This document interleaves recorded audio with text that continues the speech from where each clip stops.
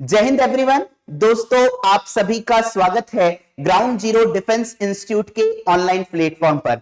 आज की video basically जो रहेगी वो एनडीए सीडीएस जो 2023 का एग्जाम दे रहे हैं उन स्टूडेंट के लिए रहेगी।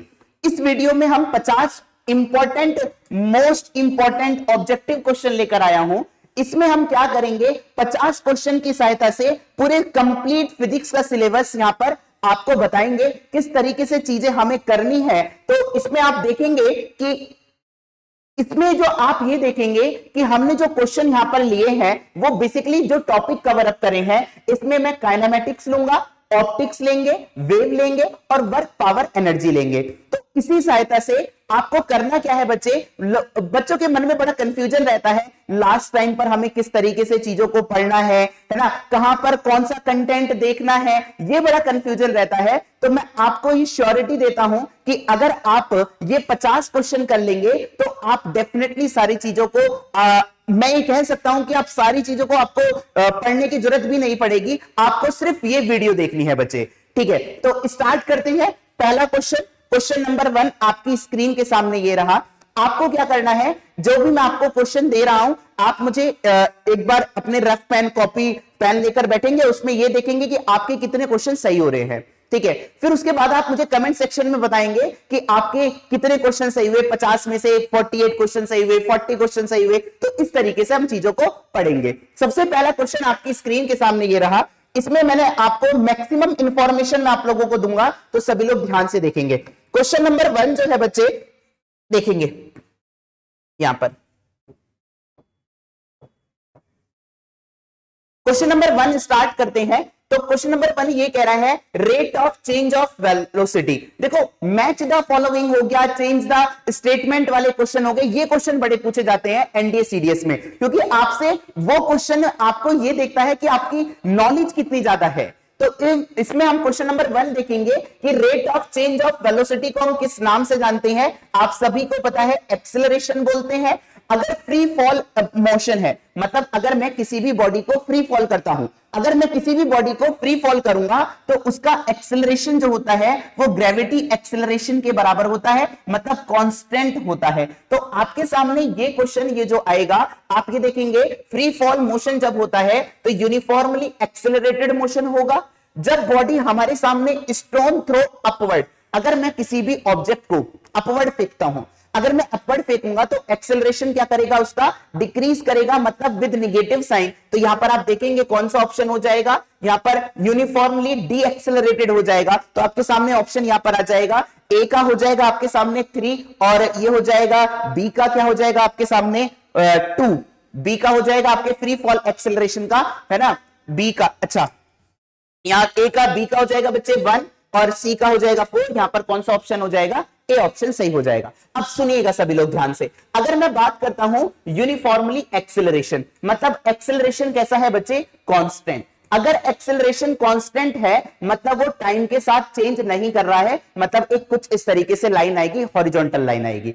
अगर मैं यहीं पर वेलोसिटी और टाइम का ग्राफ बनाऊंगा तो वो कैसा आएगा हमारे सामने, लीनियर आएगा। मतलब आप कह सकते हैं इस केस में हमारे सामने बॉडी क्या करेगी, यूनिफॉर्मली एक्सेलरेटेड होगी और ये आपका वेलोसिटी और टाइम ग्राफ हो गया। अगर हमें रिटार्डेशन वाले मोशन को शो करना है तो हम नीचे की तरफ -a और कांस्टेंट टाइम, मतलब कांस्टेंट एक्सेलरेशन रखते हुए टाइम को क्या करेंगे, कंटिन्यूअसली इंक्रीज करेंगे। क्लियर है बात। अब सेकंड क्वेश्चन का आंसर करेंगे सभी लोग। सेकंड क्वेश्चन ये है कि सेकंड क्वेश्चन जो है वो आपका इक्वेशन ऑफ मोशन पर बेस्ड है। आपको पता है बच्चे कि वेलोसिटी और टाइम, आपको पता है कि इक्वेशन ऑफ मोशन क्या होती है, v बराबर u प्लस at, s बराबर ut plus half at square, ये सारी चीजें होती हैं। जब भी आपको इक्वेशन ऑफ मोशन की बात करेगा तो उसमें आपके सामने हमेशा एक्सेलरेशन रहेगा बच्चे गिवन, मतलब एक्सेलरेशन आपको गिवन रहेगा। तो आप ये देखेंगे कि एक्सेल वेलोसिटी और टाइम कहां पर आएगा। और आपको पता है कि न्यूटन्स लॉ ऑफ मोशन जो होते हैं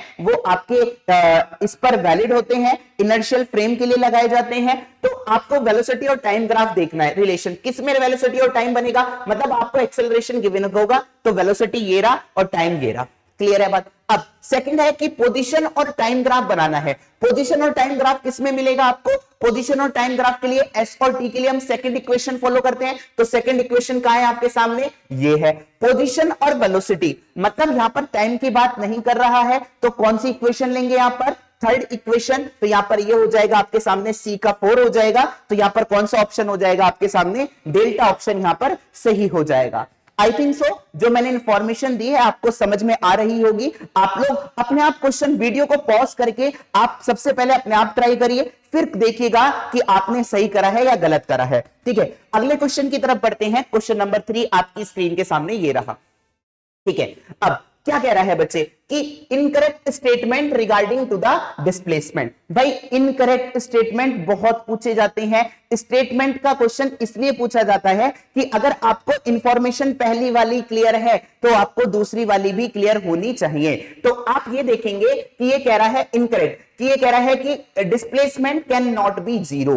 भाई डिस्प्लेसमेंट जीरो नहीं हो सकता, ऐसा किसने कहा? नहीं सर, डिस्प्लेसमेंट जीरो हो सकता है। कब होता है बच्चे डिस्प्लेसमेंट जीरो?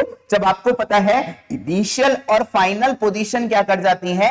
कॉन्साइड कर जाती है। तो इस केस में आपके सामने डिस्प्लेसमेंट का मान कितना होता है? जीरो होता है। क्लियर? अब आपको पता है डिस्प्लेसमेंट जो है बच्चे वो कैसी क्वांटिटी है आपके सामने? वेक्टर क्वांटिटी है। किस बात पर डिपेंड करती है? इनिशियल और फाइनल पोजीशन पर डिपेंड करती है। किस तरीके से कैलकुलेट करते हैं? फाइनल पोजीशन माइनस का इनिशियल पोजीशन। क्या मेरी बात सभी लोगों को क्लियर है?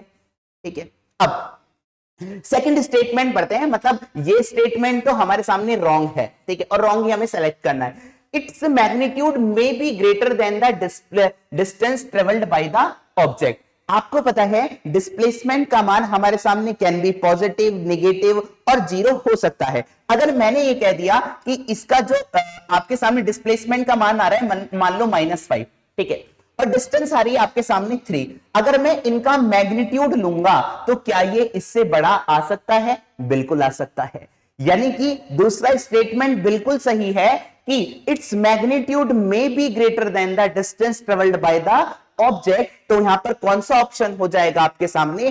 पहला ऑप्शन यहां पर क्या हो जाएगा? Only one. इनकरेक्ट स्टेटमेंट पूछ रहा था डिस्प्लेसमेंट के रिगार्डिंग, तो कौन सा ऑप्शन हो जाएगा बच्चे? ए ऑप्शन यहां पर सही होगा। होप सो आपको इंफॉर्मेशन पसंद आ रही होगी, तो वीडियो को लाइक भी करिएगा और आप अपने फ्रेंड्स के साथ भी शेयर कर सकते हैं। चलिए आप देखेंगे यहां पर क्वेश्चन नंबर 4 क्या कह रहा है। यहां पर मैंने आपका डिस्प्लेसमेंट का क्वेश्चन इसलिए डाला है बच्चे ताकि आप ये चीजें कनेक्ट कर सको कि हमने जो पीछे इंफॉर्मेशन पढ़ी है क्या आप चीजों को कनेक्ट कर पा रहे हैं, तो बहुत अच्छी बात है। ठीक है, अब से कह रहा है डिस्प्लेसमेंट कैलकुलेट करना है। भाई ये आपका क्वेश्चन डिस्प्लेसमेंट वाला 20 में भी पूछा गया, 21 में भी पूछा गया, 22 में भी पूछा गया है। तो आप इस क्वेश्चन को ध्यान से सुनिए, मैंने यहां पर मेंशन भी करा हुआ है कि आप सामने देखेंगे सीडीएस 2022 का क्वेश्चन है। क्या कह रहा है सुनेंगे। आपसे कह रहा है कि एक बॉय है जो आपका सर्कुलर ट्रैक पर रिवॉल्व करता है। बहुत बढ़िया, ठीक है।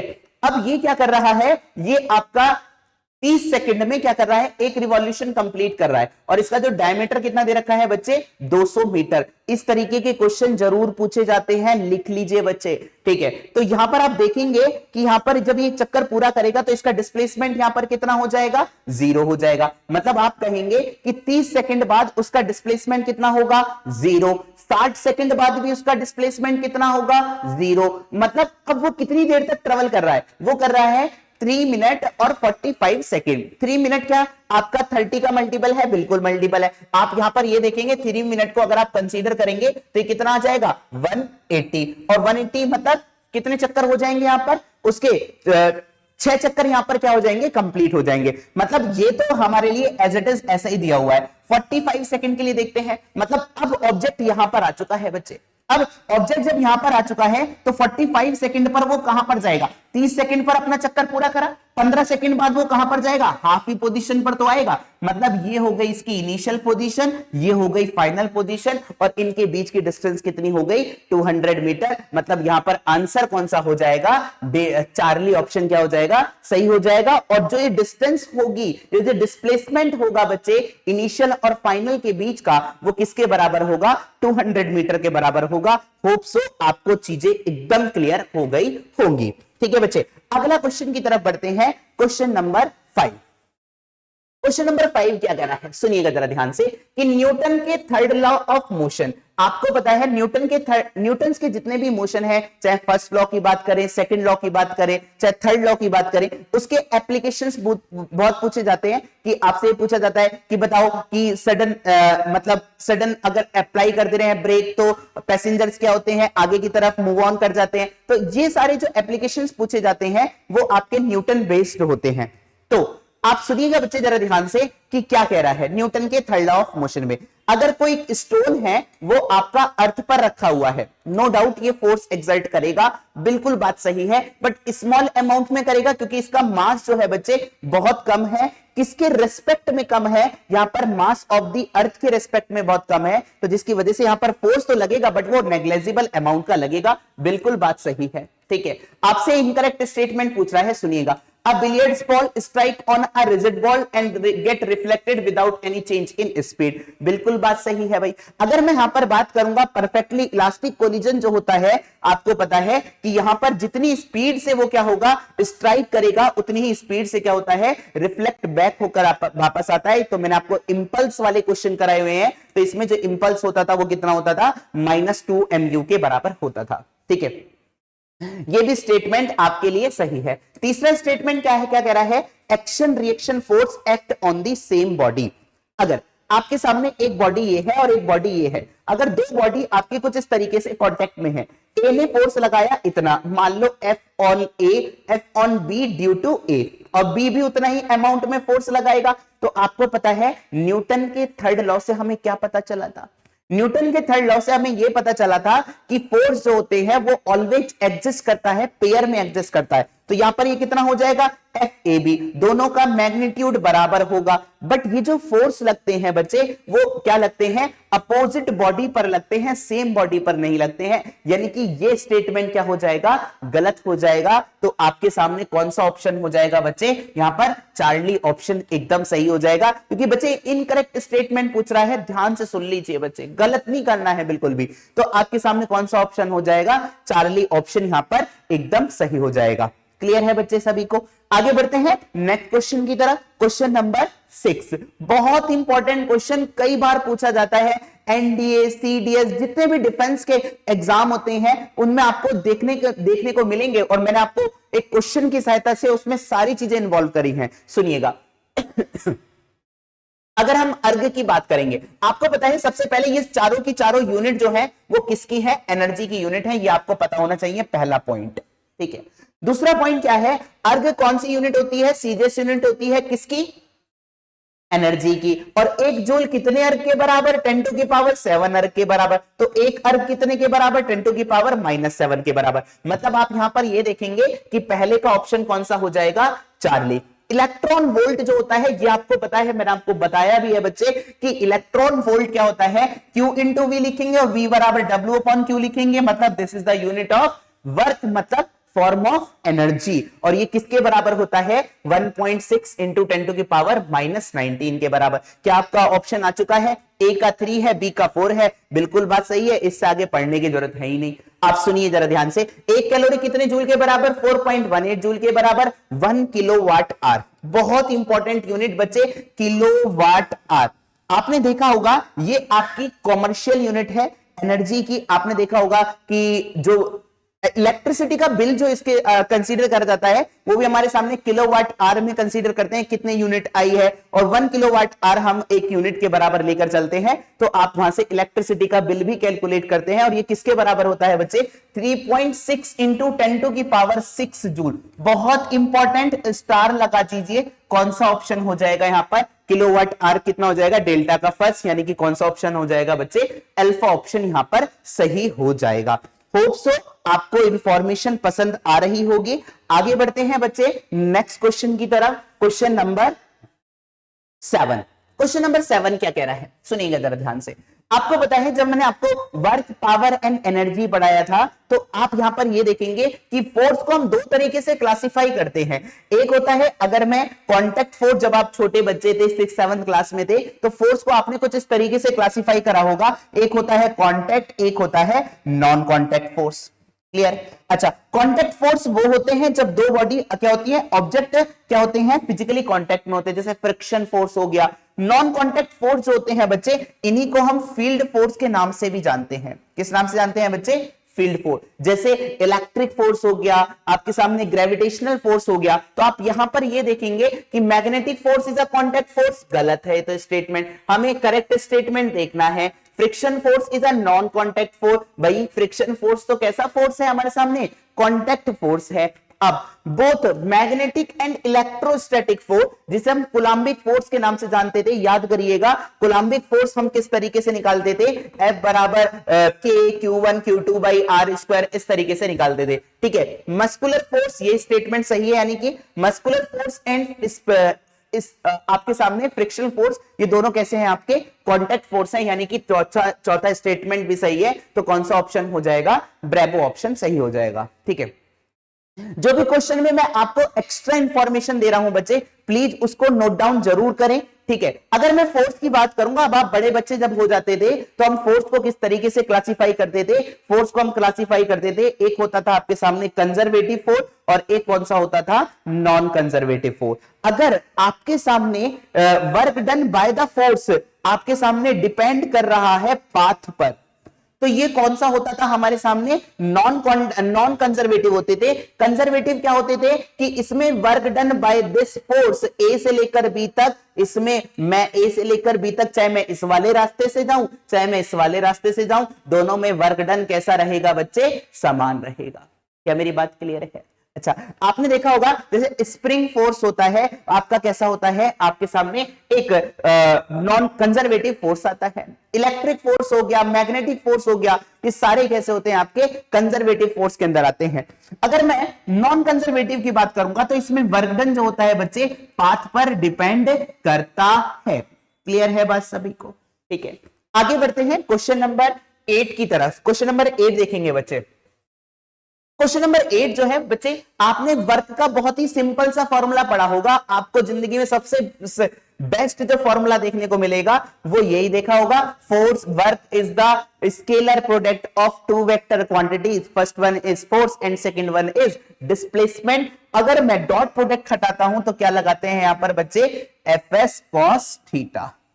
थीटा क्या है, थीटा यहां पर है बच्चे, यहां पर फोर्स और डिस्प्लेसमेंट के बीच का एंगल। अगर मैंने कहा कि फोर्स ऐसे लगा है, डिस्प्लेसमेंट ऐसे है, तो इनके बीच में एंगल है मान लो थीटा। ठीक है, अगर फोर्स और डिस्प्लेसमेंट की दोनों की डायरेक्शन एक तरफ है, मतलब दोनों सेम डायरेक्शन है, पैरेलल टू ईच अदर है, तो इस केस में थीटा कितना हो जाएगा, 0, और वर्क डन कैसा आ जाएगा, मैक्सिमम, और कितना आ जाएगा, पॉजिटिव के साथ आ जाएगा। ठीक है, अगर मेरे सामने फोर्स लग रहा है परपेंडिकुलर डिस्प्लेसमेंट के, तो वर्क डन कितना हो जाएगा, 0। भाई आपने देखा होगा अगर मैं किसी भी ऑब्जेक्ट को थ्रो करता हूं तो वर्क डन कैसा होगा, पॉजिटिव होगा। अगर आपने वर्क डन 0 कब होगा, आपने ये वाला क्वेश्चन ये वाला एग्जांपल बड़ा फेमस है कि कुली जो होता है वो अपने जब ऑब्जेक्ट को लेकर अपने सर पर लेकर चलता है तो उस टाइम उसका द्वारा जो वर्क डन होता है, साइंस के अकॉर्डिंग वर्क डन उसका कितना होता है बच्चे, 0 होता है। नेक्स्ट पॉइंट की अगर मैं बात करूंगा बच्चे, सुनिएगा कि अगर फोर्स और डिस्प्लेसमेंट कैसे हैं बच्चे, आपके सामने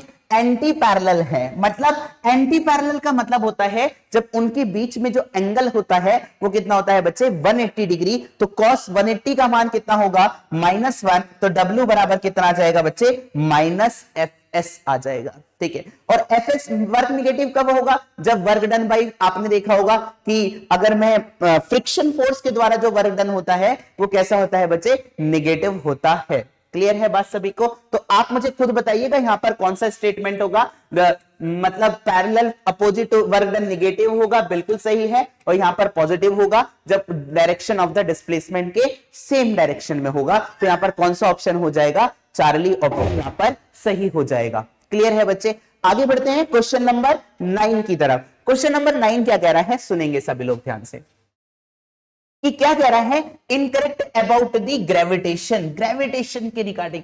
भाई ग्रेविटेशन पिछले 3-4 सालों से क्वेश्चन पूछे जाने लगा है, और वो क्वेश्चन कहां से पूछता है ये भी मैं आपको बता रहा हूं, सुनिएगा जरा ध्यान से। अगर मैं ग्रेविटेशनल फोर्स की बात करूंगा तो आपको पता है कि ग्रेविटेशनल फोर्स क्या होता है। न्यूटन के अकॉर्डिंग जो भी पॉइंट ऑब्जेक्ट होते हैं या दो ऑब्जेक्ट, कोई भी दो वस्तुएं जो होती हैं वो एक दूसरे को क्या करती हैं, अट्रैक्ट करती हैं। तो वो फोर्स हम किस तरीके से निकालते थे, जी m1 m2 bye r square से, यही तो निकालते थे भाई। अब मैंने F बराबर लिखा जी m1 m2 by are square. तो जी क्या है यहां पर, ग्रेविटेशनल कांस्टेंट, और इसके जो यूनिट होता है, सुनिए जरा ध्यान से, between inversely proportional to the square of the distance. बिल्कुल बात सही है, force is inversely proportional to the square of the distance, मतलब इनवर्स स्क्वायर लॉ को फॉलो करता है, पहला पॉइंट। दूसरा पॉइंट ये कह रहा है SI unit of gravitational constant, मतलब कैपिटल जी का जो यूनिट आएगा वो यहां से यूनिट, यहां से मीटर स्क्वायर हो जाएगा, और डिवाइड में क्या जाएगा, केजी स्क्वायर, मतलब ऊपर जाएगा तो कितना हो जाएगा बच्चे, -2। क्लियर है बात सभी को। अब यानी कि दूसरा स्टेटमेंट भी सही है हमारे सामने। क्या पूछ रहा है कि अब इनकरेक्ट पूछ रहा है, तो अब आपसे कह रहा है एक्सेप्टेड वैल्यू ऑफ जी, जी की वैल्यू जो होती है वो कितनी होती है, 6.67 इंटू 10⁻11 होती है, -12 नहीं होती है। बच्चे आपको इस बात का जरूर ध्यान रखना है कि हमारे सामने जो क्वेश्चन दिया गया है कि वो आपने, अब सबसे पहले केयरफुली रीड करना है क्वेश्चन को। अगर आप केयरफुली रीड कर रहे हैं क्वेश्चन को तो आपसे गलती नहीं होगी बिल्कुल भी, ठीक है। तो यानी कि ये ऑप्शन क्या हो जाएगा आपके सामने, सी ऑप्शन क्या हो जाएगा, यहां पर इनकरेक्ट पूछ रहा था तो चार्ली ऑप्शन यहां पर क्या हो जाएगा बच्चे, सही हो जाएगा, यहां पर नन ऑफ दी अबव। आगे बढ़ते हैं बच्चे नेक्स्ट क्वेश्चन की तरह। क्वेश्चन नंबर जो आएगा वो क्या आएगा आपके सामने, 10। चलिए देखिए बच्चे जरा ध्यान से, आपने देखा होता है कि ग्रेविटी का वेरिएशन कभी आपसे पूछा जाता है कि अगर हम अर्थ के सरफेस से ऊपर जाते हैं, अर्थ के सरफेस से नीचे जाते हैं, तो ग्रेविटी का मान किस तरीके से वेरी करता है। क्लियर।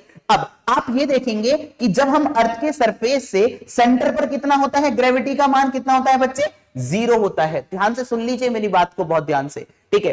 अगर मैं सरफेस पर बात करूंगा, जब आप सेंटर से सरफेस की तरफ जाएंगे, मेरी बात को बहुत ध्यान से डिनोट करिए इस बात को, ठीक है। जब मैं सेंटर से सरफेस की तरफ जाऊंगा तो ग्रेविटी क्या करेगी, इंक्रीज करेगी, लीनियरली इंक्रीज करेगी। जब आप सरफेस से हाइट पर जाते हैं तो ये क्या करती है बच्चे, पैराबोलिकली क्या करती है, डिक्रीज करती है। क्लियर। अब देखते हैं क्वेश्चन क्या कह रहा है कि acceleration due to gravity decrease with increase in altitude. बिल्कुल बात सही है, ठीक है। Acceleration due to gravity decrease with increasing depth. अगर आप डेप्थ पर जाएंगे तो आप मुझे खुद बताइए, जब आप सरफेस से डेप्थ पर जाएंगे तो ग्रेविटी का मान क्या करेगा, डिक्रीज करेगा। बिल्कुल बात सही है। Acceleration due to gravity is independent of the mass of the earth. भाई सुन लीजिए मेरी बात को ध्यान से कि ग्रेविटी का जब भी फॉर्मूला क्वेश्चन आ जाए तो आपको एक ही फॉर्मूला याद रखना है। आपको कौन सा फॉर्मूला याद रखना है, स्मॉल जी बराबर GME अपॉन RE स्क्वायर। उस पार्टिकुलर प्लेनेट के लिए, अर्थ के लिए बात करें तो अर्थ का मास आ जाएगा, अर्थ की रेडियस आ जाएगी। तो आप यहां पर ये देखेंगे कि यहां पर acceleration due to gravity is independent of the mass of the earth. ये गलत है भाई, डिपेंड करती है। आप देख लो खुद यहां पर कि ग्रेविटी जो होगी वो रेडियस ऑफ दी उस प्लेनेट पर क्या करेगी, डिपेंड करेगी, ठीक है। अब अगला पॉइंट क्या कह रहा है, acceleration due to gravity is independent of the mass of the body. आप मुझे खुद बताओ इस ग्रेविटी के फॉर्मूले में कहीं पर मास ऑफ द ऑब्जेक्ट दिखाई पड़ रहा है क्या, नहीं दिखाई पड़ रहा। बिल्कुल बात सही है। मतलब आप कहेंगे कि ग्रेविटी जो होती है वो मास ऑफ द ऑब्जेक्ट पर डिपेंड नहीं करती है, बट उस ऑब्जेक्ट, उस प्लेनेट के मास पर क्या करती है बच्चे, डिपेंड करती है। तो यानी कि ये स्टेटमेंट भी क्या हो जाएगा, सही हो जाएगा। अच्छा ये कौन सा होगा, 1 2 4 करेक्ट पूछ रहा था। Independent of the mass of the body, मतलब फोर्थ वाला भी स्टेटमेंट सही है। तो ये क्या हो जाएगा आपके सामने, ये वाला स्टेटमेंट रॉन्ग हो जाएगा। तो कौन सा ऑप्शन हो जाएगा बच्चे, डेल्टा ऑप्शन यहां पर क्या हो जाएगा, सही हो जाएगा। बिल्कुल हमारे जगदीप भैया ने बता दिया है क्वेश्चन का आंसर। चलिए आगे बढ़ते हैं क्वेश्चन नंबर 11 की तरफ। क्वेश्चन नंबर 11 क्या कह रहा है, अच्छा सुनेंगे जो बच्चे जरा ध्यान से। केपलर लॉ बड़े फेमस हैं। केपलर नाम के साइंटिस्ट जो है, जब भी ग्रेविटेशन की बात आती है तो केपलर नाम के साइंटिस्ट को जरूर याद करा जाता है।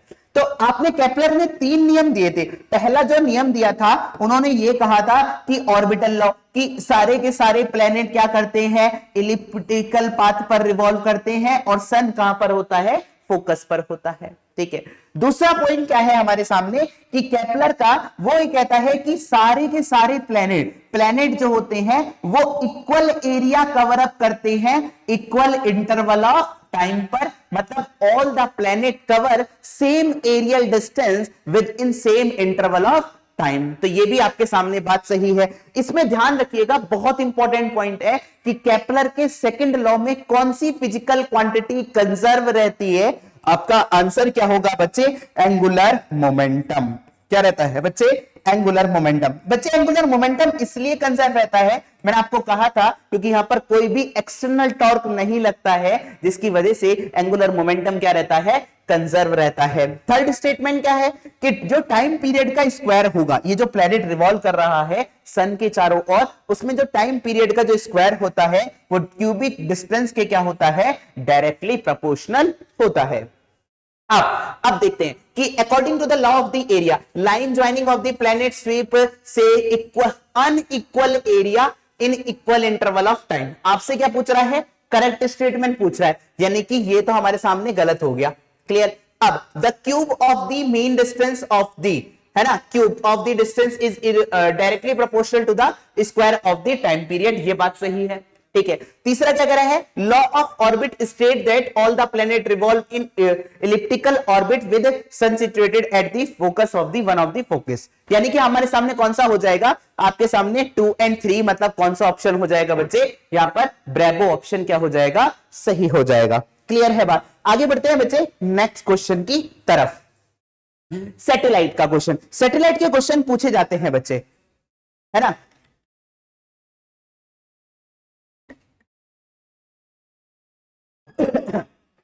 चलिए, सैटेलाइट के क्वेश्चन जो होते हैं बच्चे वो आपसे बहुत ज्यादा पूछे जाते हैं, सुनिएगा जरा ध्यान से।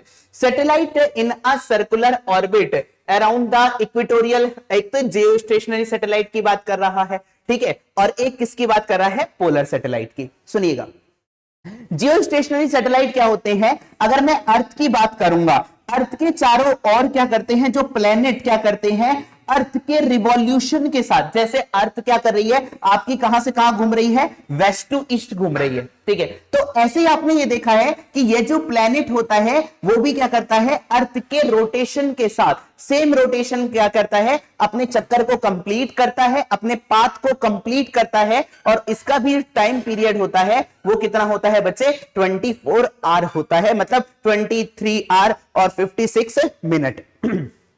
ये होता है हमारे सामने जियो स्टेशनरी सैटेलाइट। जियो स्टेशनरी सैटेलाइट जो होते हैं बच्चे, आपने ये देखा होता है कि इनकी जो हाइट होती है बच्चे, इनकी जो हाइट होती है वो अप्रोक्सीमेटली कितनी होती है? 36,000 किलोमीटर होती है। ये आपने डायरेक्ट याद करा होगा, आप निकाल भी सकते हैं डायरेक्ट फॉर्मूले से, तो यहां पर हम निकाल के तो नहीं दिखाएंगे। तो यहां पर आप देखेंगे जियो स्टेशनरी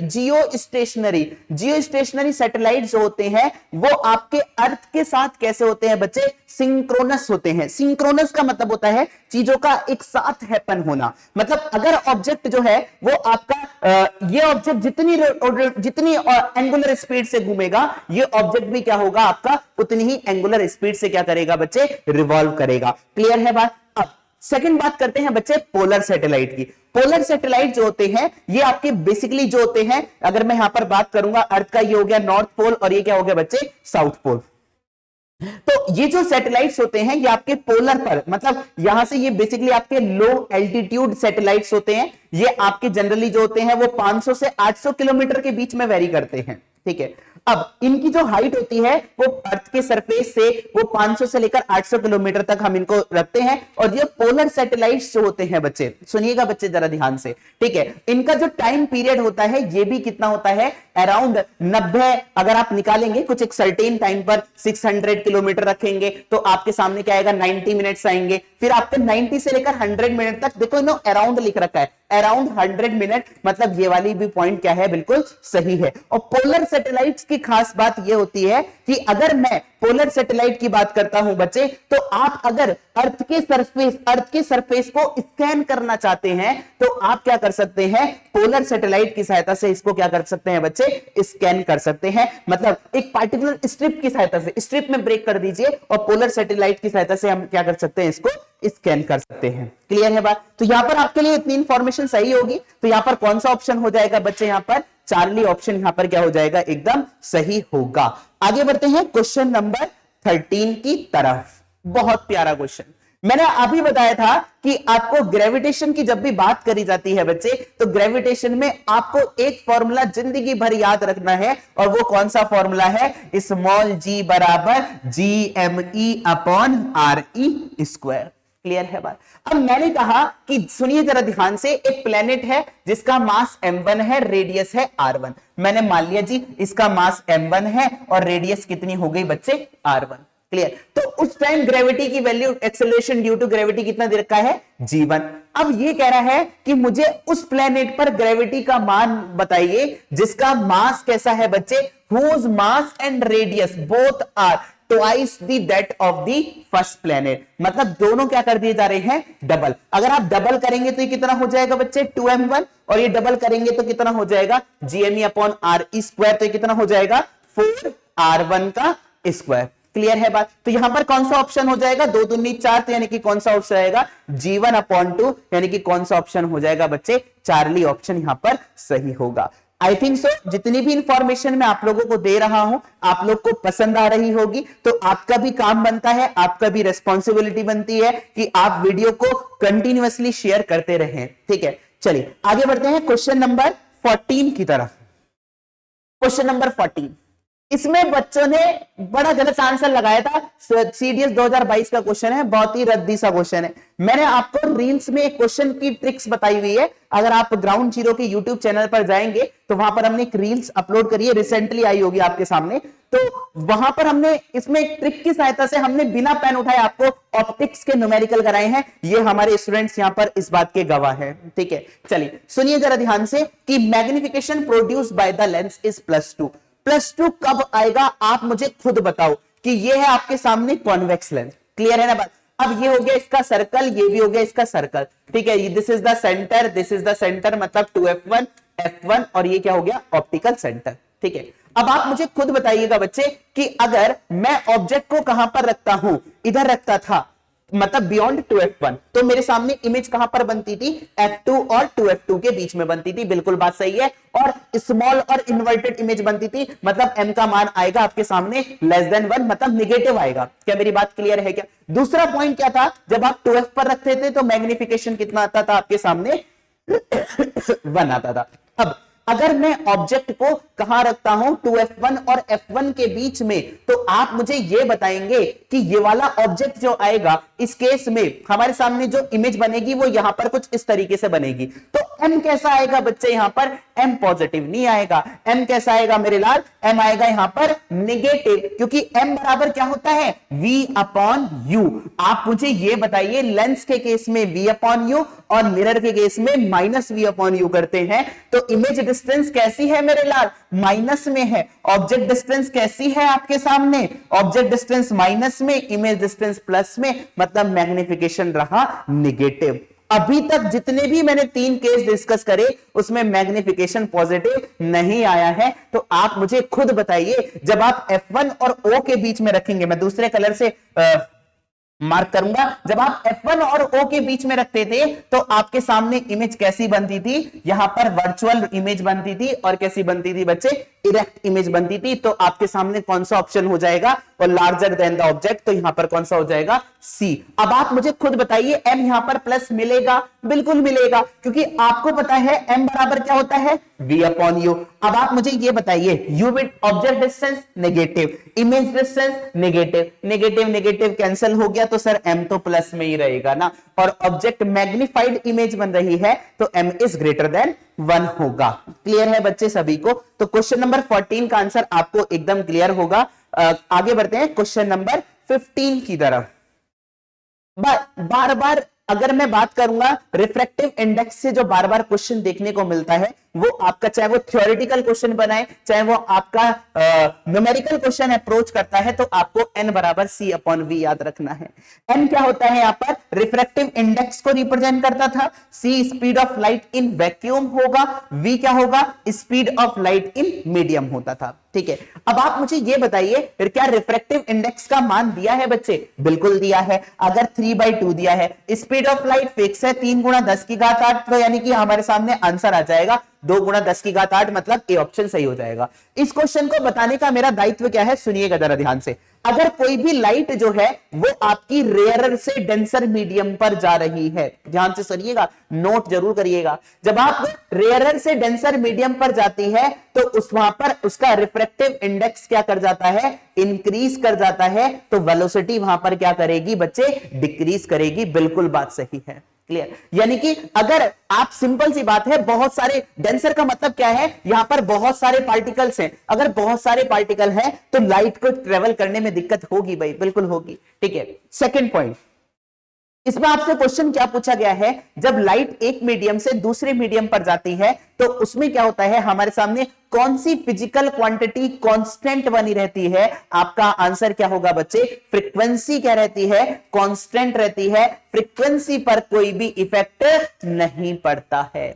क्लियर है बात, आगे बढ़ते हैं। आई थिंक सो आपको चीजें बिल्कुल क्लियर हो गई होंगी। अच्छा, एक क्वेश्चन का आंसर आप लोग मुझे कमेंट सेक्शन में बताइएगा, जितने भी लोग यहां तक हमारे साथ कंटिन्यूअसली वॉचिंग पर हैं, आप मुझे ये बताइएगा, अगर मैं किसी भी मीडियम का क्या करता हूं बच्चे, टेम्परेचर इंक्रीज करता हूं, ध्यान से सुनिएगा, कमेंट सेक्शन में बताना है आपको कि अगर मैं किसी भी मीडियम का क्या करता हूं बच्चे, टेम्परेचर इंक्रीज करता हूं, तो उस पर हमारे सामने वेलोसिटी ऑफ लाइट पर क्या इफेक्ट आएगा। Clear, answer in comment section box. चलिए आगे बढ़ते हैं क्वेश्चन नंबर 16 की तरफ। क्वेश्चन नंबर 16, चलिए क्वेश्चन नंबर 16 देखिएगा। मैंने आपको जो बताया था बच्चे, किलोवाट आर, किलोवाट आर बताया, अर्ग बताया, इलेक्ट्रॉन वोल्ट बताया, कैलोरी बताया, ये सारी यूनिट बताई है मैंने आपको, एनर्जी की यूनिट बताई थी बच्चे। अब आपके सामने क्या आया है, सुनेंगे जरा ध्यान से, ठीक है। आपसे कह रहा है, क्वेश्चन को ध्यान से सुनेंगे, कि एक इलेक्ट्रिक बल्ब है जिसको 100 वाट का है। 100 वाट का मतलब समझ रहे हो, इतने जूल पर सेकेंड, मतलब अगर वो चलता है तो 100 जूल की एनर्जी खाता है 1 सेकेंड में। क्लियर, देख लो, ठीक है। 100 वाट का बल्ब है ना, जो पहले जो बल्ब यूज करते थे येलो कलर वाले, आपसे कहते थे 100 वाट का बल्ब आता है, ठीक है। Use for 10 hour in a day, मतलब एक दिन के अंदर 10 घंटे यूज करा जाता है। बिल्कुल बात सही है, ठीक है। How many unit of energy, जब भी आपको इस प्रकार का क्वेश्चन दिखाई देता है तो आपको क्या करना है बच्चे, एक ही हमेशा याद रखनी है, पावर बराबर work done upon time. Power कितनी दे रखी है मेरे लाल, 100 वॉट दे रखी है, और वर्क का मतलब एनर्जी का मान आपको कैलकुलेट करना है, कितनी एनर्जी वो लेगा, how many units of energy. Time कितना लग रहा है उसको बच्चे, 10 आवर्स लग रहे हैं। कितने लग रहे हैं, 10 आवर। और कितने दिन लग रहे हैं, 30 दिन लग रहे हैं। क्या मेरी बात क्लियर है? यानी कि यहां से एनर्जी कितनी आ जाएगी, आप मुझे खुद बताइएगा। 30 इंटू 300 इंटू ये कितना हो जाएगा, वाट, और ये आर। 300 इंटू ये 100 और आएगा मल्टीप्लाई में। क्या मेरी बात क्लियर है? क्या मैं इधर लिख देता हूं भाई, ठीक है। एनर्जी कितनी आ गई, 100 इंटू 300 वॉट आर। तो आपको किलोवाट आर में बताना है। आपको पता है 1 किलोवाट आर एनर्जी जो होती है वो आपकी 1 यूनिट के बराबर है।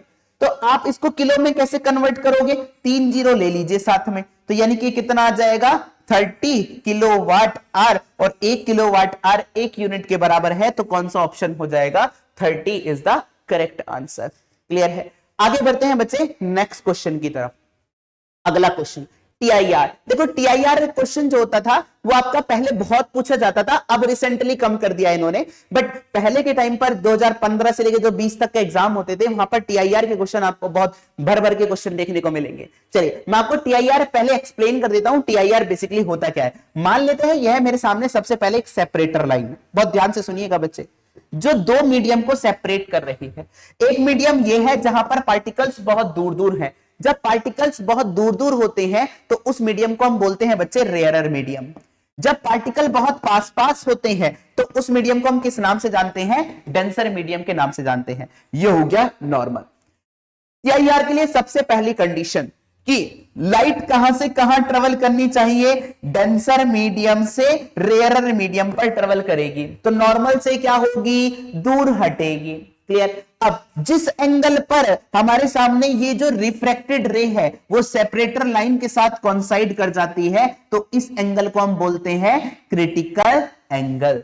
और इससे जो अबव इंसिडेंट एंगल होता है वहां पर आपको देखने को मिलता है TIR बोले तो टोटल इंटरनल रिफ्लेक्शन, मतलब क्या होगा, लाइट रिफ्लेक्ट होकर क्या हो जाएगी, सेम मीडियम पर क्या आ जाएगी, वापस आ जाएगी।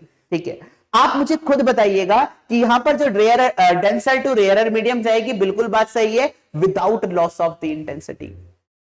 जनरली अगर हम बात करेंगे कि यहां पर जो आपको लॉस ऑफ इंटेंसिटी देखने को मिलता है, बट यहां पर हम चीजें क्या बात करेंगे, एक प्रैक्टिकली रूप से लेकर हम आइडियल रूप से लेकर चलेंगे, तो कौन सा ऑप्शन हो जाएगा आपके सामने, ब्रेबो ऑप्शन यहां पर क्या हो जाएगा, सही हो जाएगा।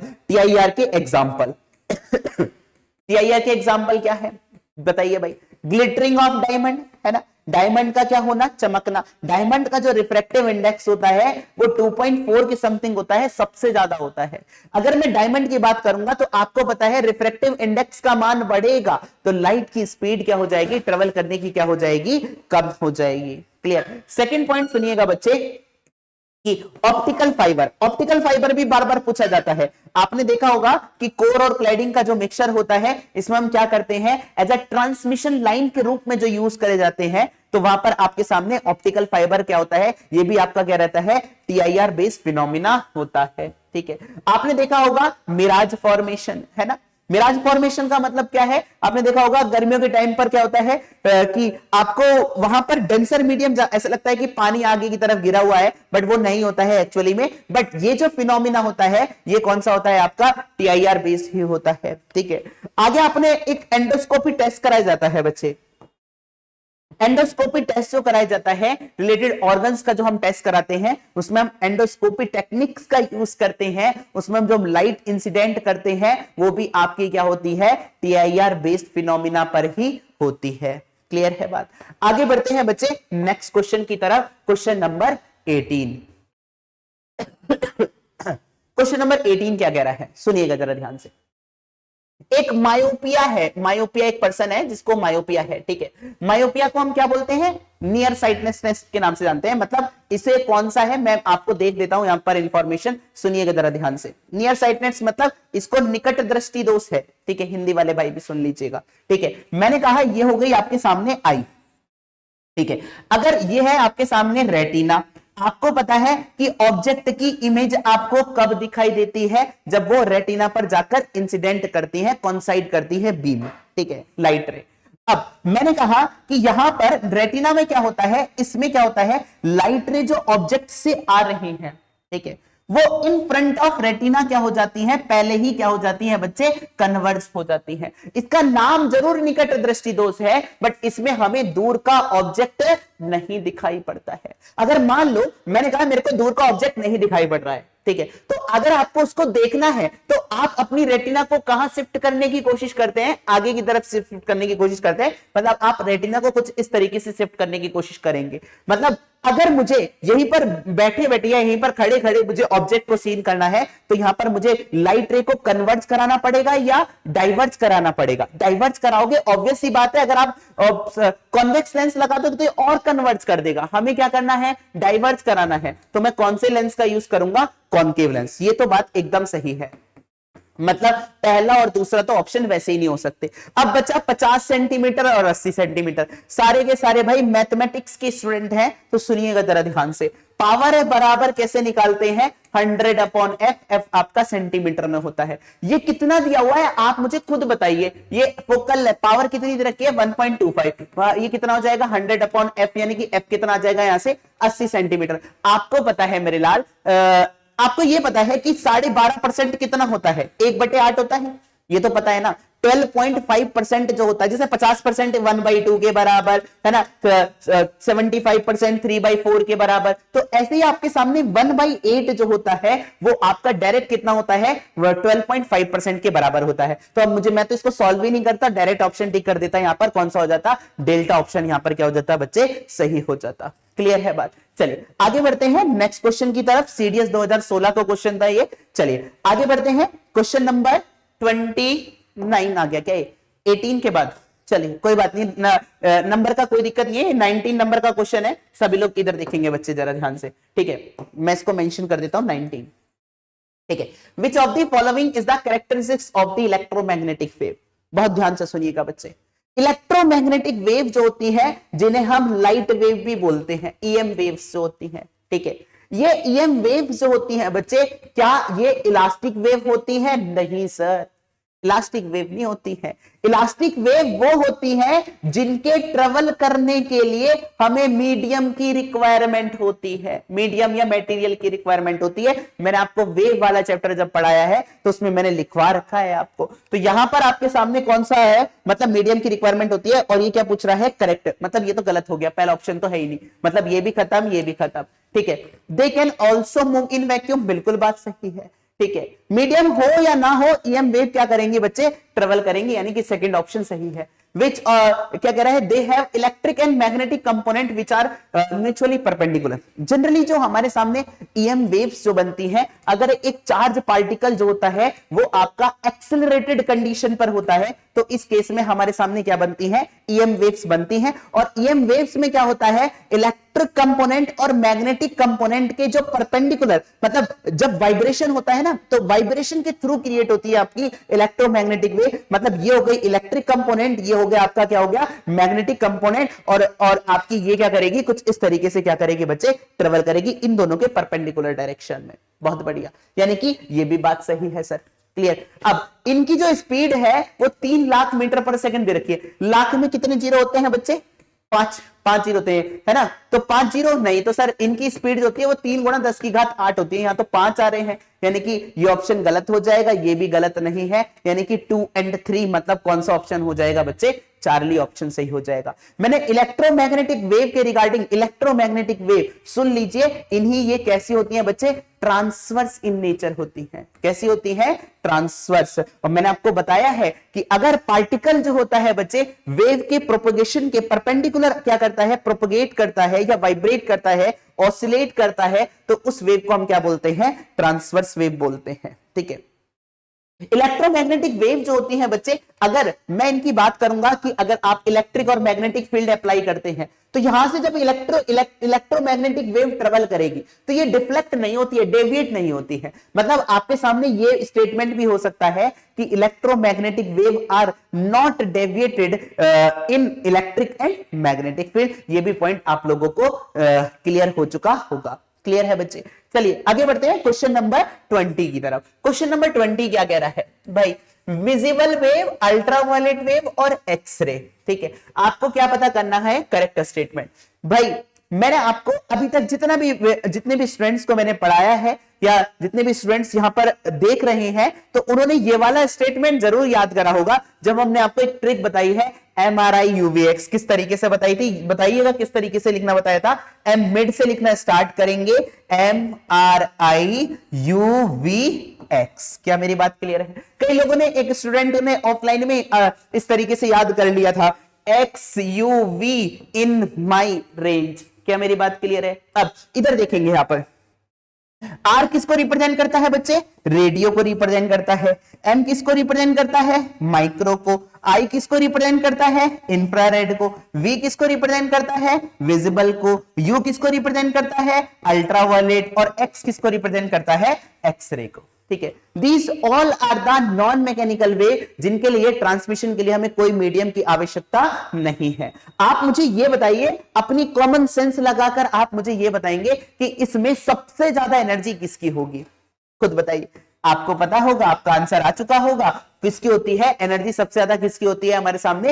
एक्सरे की। तो यहां पर E बराबर होता है hc/λ। एनर्जी ज्यादा तो सर वेवलेंथ क्या हो जाएगी? कम हो जाएगी। तो यानी कि wavelength of visible light is more than the X ray. मतलब अब अगर मैं यहीं पर किसका ऑर्डर लिखता हूं, MRI UVX, ये हो जाएगा आपके सामने वेवलेंथ का ऑर्डर। अब क्या कह रहा है? Wavelength of visible light is more than the X ray. बिल्कुल बात सही है। दूसरा point, the energy of X ray photon is higher, है ना। Energy of X ray photon is higher than the ultraviolet photon. क्या मेरी बात क्लियर है? ये भी भाई वायलेट विजिबल लाइट जो होती है ना, अल्ट्रावायलेट फोटोन से क्या होती है? बिल्कुल ज्यादा होती है। बिल्कुल बात सही है, ठीक है। एनर्जी ऑफ अल्ट्रावायलेट लाइट, ठीक है, यूवी रेज जो होती है is less than the visible light photon. मतलब ये क्या हो जाएगा? गलत स्टेटमेंट हो जाएगा। तो कौन सा ऑप्शन हो जाएगा आपके सामने? फर्स्ट एंड सेकंड ऑप्शन क्या हो जाएगा बच्चे? ब्रेवो ऑप्शन क्या हो जाएगा? सही हो जाएगा। क्लियर है बच्चे? आगे बढ़ते हैं नेक्स्ट क्वेश्चन की तरफ। क्वेश्चन नंबर 21, क्वेश्चन नंबर 21 क्या कह रहा है, सुनिएगा जरा ध्यान से, ठीक है। माइक्रोस्कोप और टेलीस्कोप के रिगार्डिंग बात कर रहा है, ठीक है। ये भी बड़ा प्यारा क्वेश्चन है, माइक्रोस्कोप और टेलीस्कोप से रिगार्डिंग, ठीक है। माइक्रोस्कोप मैंने आपको बताया है बच्चे, माइक्रोस्कोप जो होते हैं दो तरीके से क्लासिफाई करे जाते हैं, एक होता है आपके सामने सिंपल माइक्रोस्कोप और एक क्या होता है कंपाउंड माइक्रोस्कोप, ठीक है। सिंपल माइक्रोस्कोप में हमारे ओनली एंड ओनली एक स्मॉल फोकल लेंथ का कॉन्वेक्स लेंस यूज करा जाता है, बट अगर मैं कंपाउंड माइक्रोस्कोप की बात करूंगा तो इसमें एक होता है आईपीस लेंस और एक क्या होता है objective lens.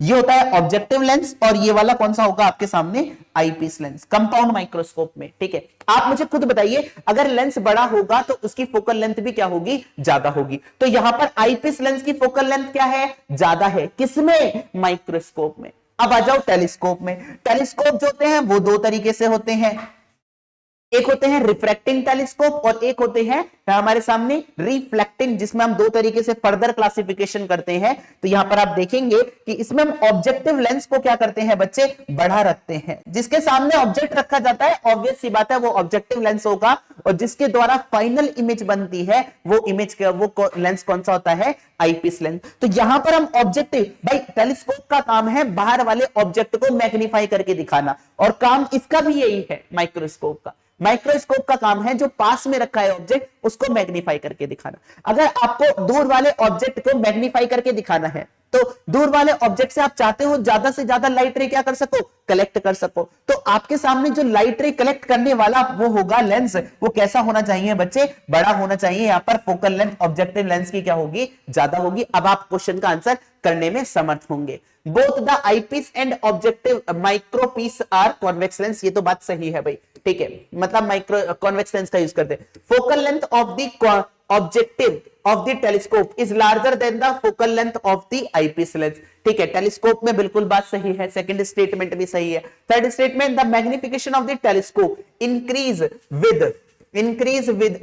In the focal length of the objective. भाई टेलीस्कोप की अगर हमें मैग्निफिकेशन ज्यादा करना है, बिल्कुल बात सही है। मैग्निफिकेशन कैसे निकालते थे, f0/fe। मतलब अगर आप ऑब्जेक्टिव लेंस को क्या करोगे, फोकल लेंथ को बढ़ाओगे तो मैग्निफिकेशन क्या होगा, ज्यादा होगा। Magnification of the microscope increase in the focal length of the objective. नहीं भाई, ये नहीं है हमारे सामने। यहां पर हम जो आप मुझे खुद बताइए, मैग्निफिकेशन ऑफ माइक्रोस्कोप में अगर मैं किसको बड़ा करूंगा, ऑब्जेक्टिव लेंस को अगर मैं बड़ा करता हूं तो हमारे सामने मैग्निफिकेशन इंक्रीज नहीं होगा। मैग्निफिकेशन किसके बेसिस पर इंक्रीज होगा, आईपीस लेंस के बड़ा होने पर इंक्रीज करेगा। मतलब कौन सा ऑप्शन हो जाएगा आपके सामने, 1, 2 एंड 3, मतलब कौन सा ऑप्शन, डेल्टा ऑप्शन यहां पर सही होगा। क्लियर है बच्चे, आगे बढ़ते हैं नेक्स्ट क्वेश्चन की तरफ।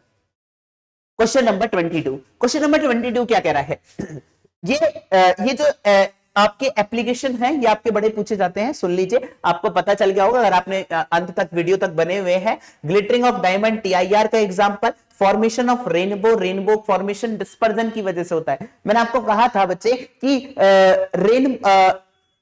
स्कैटरिंग और डिस्पर्जन में एक ही सबसे बड़ा डिफरेंस है, वो क्या है, लाइट का अगर रैंडम डायरेक्शन में बिखर रही है उसको हम स्कैटरिंग बोलेंगे, अगर वो एक रेगुलर डायरेक्शन में बिखरेगी तो अब उसे क्या बोलेंगे, डिस्पर्जन बोलते हैं। रेनबो जो होती है वो आपके सामने regular direction. Sun appear red blue colour of sky, ये क्या हो जाएगा, स्कैटरिंग। मतलब ए का क्या हो जाएगा बच्चे, सी ऑप्शन, बी का क्या हो जाएगा, ए ऑप्शन, सी का क्या हो जाएगा बच्चे, डी ऑप्शन। मतलब कौन सा ऑप्शन हो जाएगा, ये डी का बी ऑप्शन।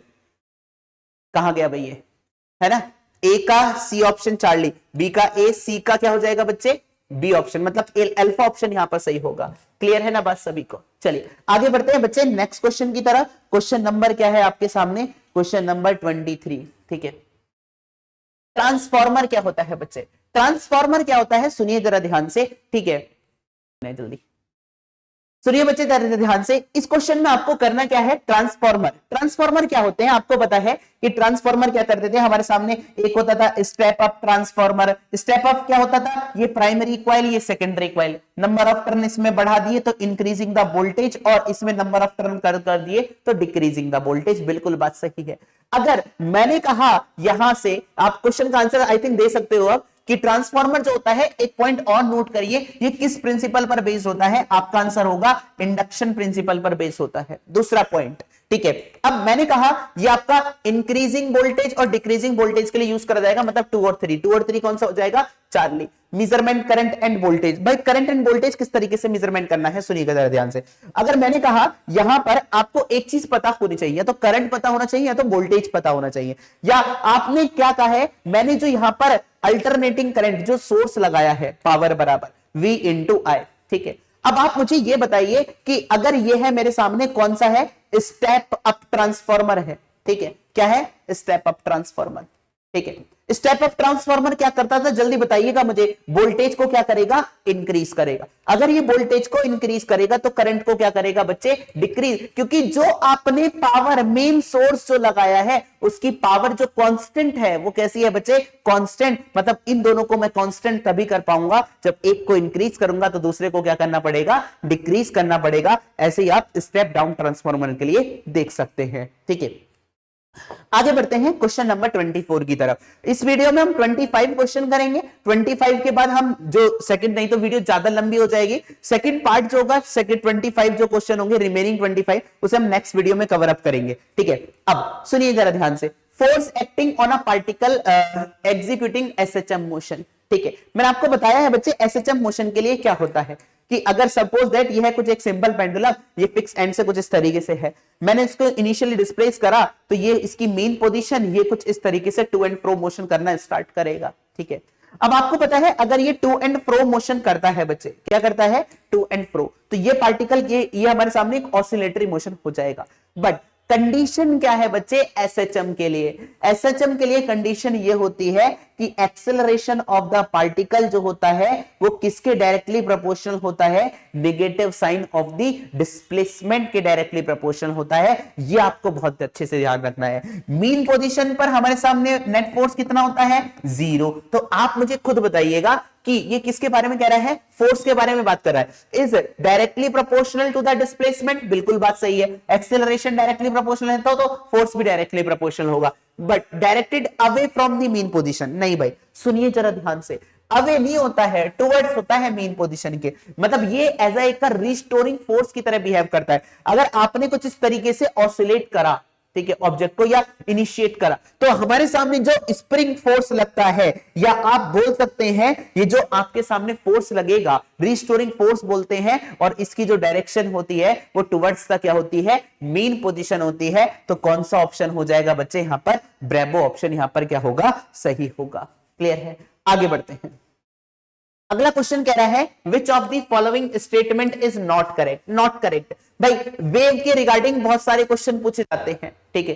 वेव का फॉर्मेशन किस तरीके से होता है, वेव का क्लासिफिकेशन क्या होता है, वेव को मीडियम के बेसिस पर कैसे क्लासिफाई करते हैं, वेव को फ्रीक्वेंसी के बेसिस पर कैसे क्लासिफाई करते हैं, पिच हो गया, एम्पलीट्यूड हो गया, ये आपको बहुत अच्छे से पता है, ठीक है। Sound wave in gases are longitudinal in nature, बिल्कुल बात सही है। साउंड वेव जो होती है वो आपकी कैसी होती है, लॉन्गिट्यूडनल होती है, बिल्कुल बात सही है। हमें नॉट करेक्ट वाला देखना है, ठीक है। फ्रीक्वेंसी बिलो 20 हर्ट्ज नहीं भाई, साउंड वेव जो होती है, फ्रीक्वेंसी अगर की बात करूंगा, एक होती है आपके सामने कौन सी, अगर मैं एक इंफ्रासोनिक होती है, एक सोनिक होती है, और एक आपके सामने क्या होती है, सुपरसोनिक है, ये होती है। सोनिक के लिए हम साउंड वेव की स्पीड जो होती है वो कितनी होती है, 20 हर्ट्ज से लेकर 20 किलो हर्ट्ज तक होती है। तो यही स्टेटमेंट में रॉन्ग हो जाएगा, आगे हमें पढ़ने की भी जरूरत नहीं है। चलिए पढ़ लेते हैं फिर भी। देखिए, sound wave having higher amplitude are louder, मतलब एम्पलीट्यूड अगर ज्यादा होगा तो उसकी जो ध्वनि की प्रबलता होगी, मतलब लाउडनेस जो होगी